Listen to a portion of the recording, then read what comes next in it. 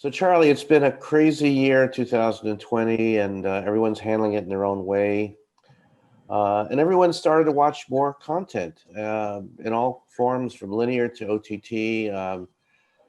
The number one way people are coping with the pandemic is by watching TV, kind of a boom time for our industry in certain ways, maybe not for others. But how important has it been for brands to be part of that conversation, to be visible?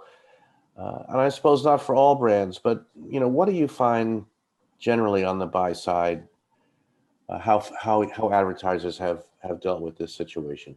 Well, I think it's important to look at how the pandemic has impacted overall consumer behavior. McKinsey identified several dynamic changes that have happened since the pandemic started. And first is a shift to value and essentials. People are more mindful of spending. They're focusing their spending on essentials, including groceries and household supplies. The second one is switch to digital and omnichannel retail has been accelerated. Consumers are now completely comfortable with e-commerce, and they rely on brand messaging and social media to reinforce buying decisions. And we think, and I think most of the experts agree, that most will continue this shift to shopping online even when brick and mortar stores fully reopen. We're at an inflection point when this forced disruption has broken down brand loyalty. By choice or circumstance, consumers are trying different brands and services. And this is a terrific opportunity for marketers to conquest more established brands. We're in a health and caring economy. Consumers prefer companies that have healthy and hygienic packaging, stores that demonstrate they care for their employees. And overall, we've become a homebody economy. People may go out for groceries, they may entertain friends in the backyard, but they're still reluctant to travel or go into crowded spaces. Brands who recognize these shifts in consumer behaviors will be the ones who survive and thrive. And clearly, television is a big part of how they message that out to the consumer. Charlie, news has been a big local news has been thriving. Some reports from the VAB for particularly says that day parts increased 265%. Tell us about news consumption. Obviously, people want to know what's going on more than ever in their community. And how does that impact news as an advertising opportunity? Well, I mean, you're absolutely right. The VAB in their media usage survey found that almost 80% of the respondents said that TV news is the most reliable source for information on the pandemic. It's been the primary outlet since the outbreak began. More importantly, local news has become especially critical for consumers to stay current when things are changing daily and, sometimes even hourly. Here in the tri-state area, this is especially acute since each state has had different guidelines that impact everyone's daily lives.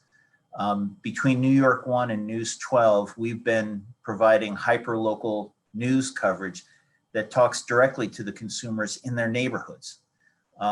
As you mentioned, our dramatic viewership jumps reflect the need to be informed. Both news channels, both our local news channels, rose to the challenge. They created a lot of specialty programming that was informative to the consumers and also provided marketers with a way to reach these consumers. We've had a lot of demand for these shows. Two that come to mind, One New York on New York 1 and The New Normal on News 12, were both call-in shows where viewers could call in and ask experts different questions on how the pandemic would impact their daily lives. Once we got over the initial shock in the springtime, the news channels kept going with special programming such as We're Open, which featured local businesses that had takeout opportunities or delivery, coping with the crisis. Thank you to essential workers, road trips, the old trips on the tank concept, and Feel Good Friday. So the news channels really shifted their focus to the consumer and gave us an opportunity for advertisers to sponsor these shows and really be a part of the information that the consumers are craving. So when you say advertisers, is that local advertisers? Is it national advertisers? I know obviously you guys deal with mostly national advertisers. Why do national advertisers, or explain why national advertisers are keen on local news? Well, first off, you have to realize that it's no longer a one size fits all. It's important for a national strategy to tap into the resources of local news. First, because local news channels are not available in a typical national buy. Obviously, by definition, they're local news channels and they can't be accessed via a network. The second issue is supply chain disruptions and the ever-changing geographic patterns of the pandemic surges means that products are not always available and the consumers are not always universally in a position to access these products and services because different parts of the country have different openings and different products available to them. We found that a lot of the marketers took advantage of local news coverage and especially the credibility that came with this and the trust that the viewers had in the local news channels to help reinforce the brand's positioning. I think it's important these days for marketers to be nimble and effective.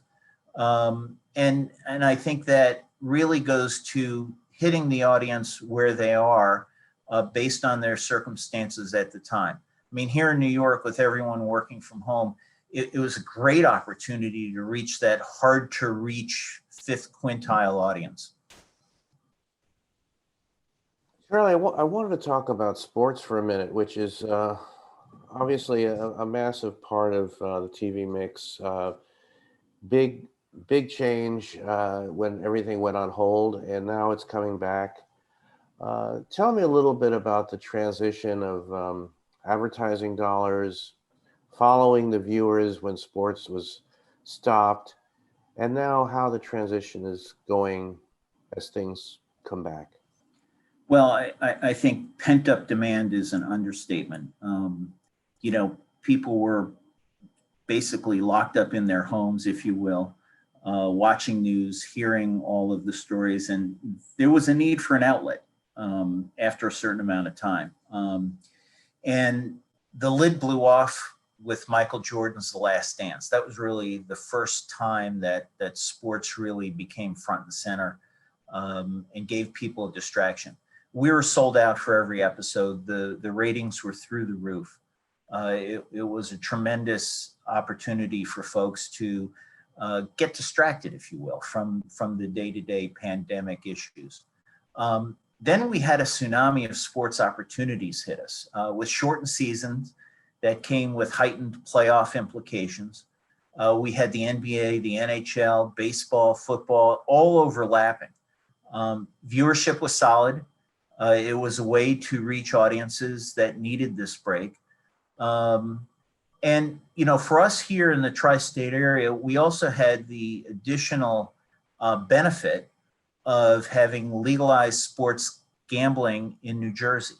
That category provided an enormous opportunity, you know, with sports coming back for these advertisers to reach potential customers.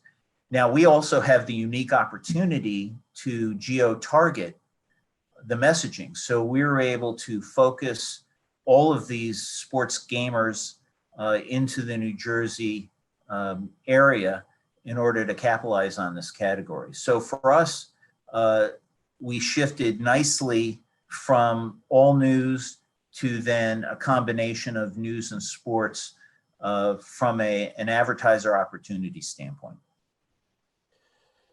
Charlie, I wanted to ask you about data. And, you know, as you mentioned, as we know, New York is the biggest DMA, but how do you, you know, quantify the buy? How do you help brands in terms of making the right buy? How does that fit into the decisioning? Well, I mean, first let's understand that New York is one of the most diverse markets in the country. It's the home to the finance industry, Wall Street, the media industry, home to many social influencers. There's really no better market to sell products or to position brands. New York over-indexes in food consumption, housing, healthcare, personal care products, and we're number one in auto registrations in the US.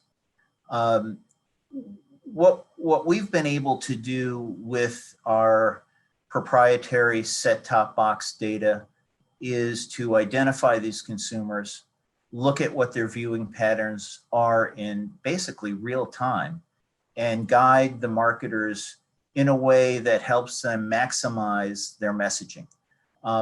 We did see an influx of national brands hoping to leverage our unique position. Accounts like Bumblebee, Seamless, Boomers Naturals, Amgen, Goya, Salesforce, Hood, Novartis, just some of the major brands who advertise locally in New York this year.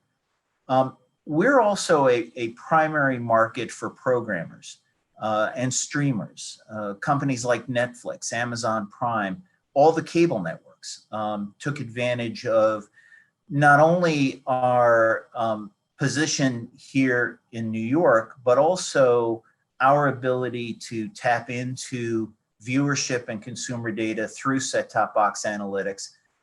We were able to help guide brands on the best way to build effective media plans.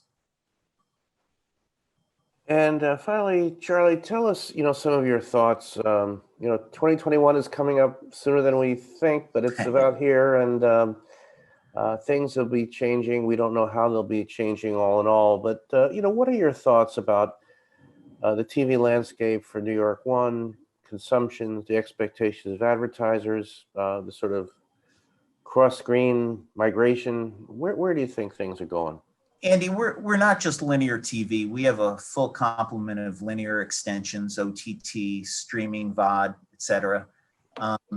We overlay that with pre and post buy analytics. We're able to give marketers key insights into the consumer, and we can help brands measure campaign effectiveness. So yes, a holistic approach is important going into this next year.